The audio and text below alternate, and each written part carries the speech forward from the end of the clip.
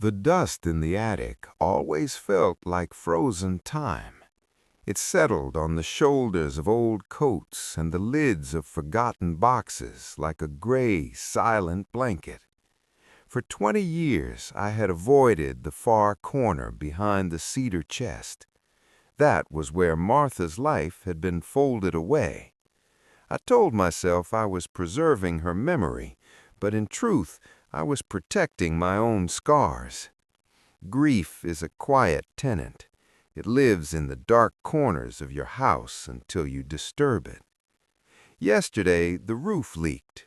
I had no choice but to climb the creaking ladder and move the boxes. My hands were shaking before I even touched the cardboard.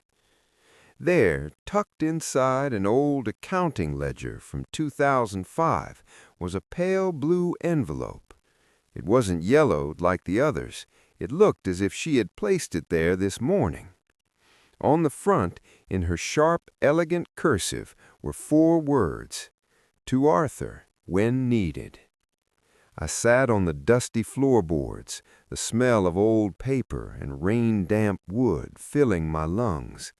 My heart beat with a violence I hadn't felt in decades. I opened the seal slowly, afraid that the air of the present would smudge the ink of the past.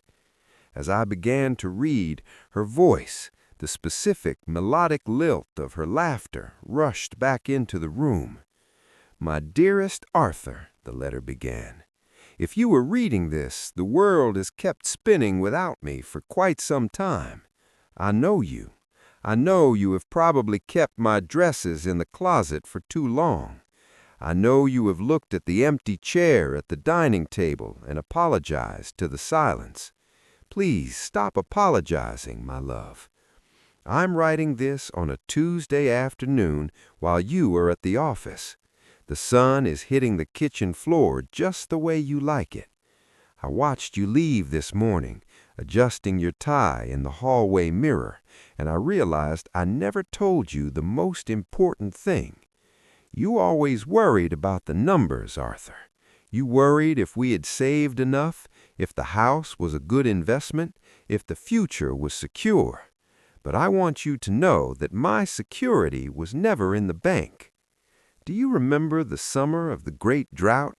We sat on the porch of that broken-down farmhouse we had just bought.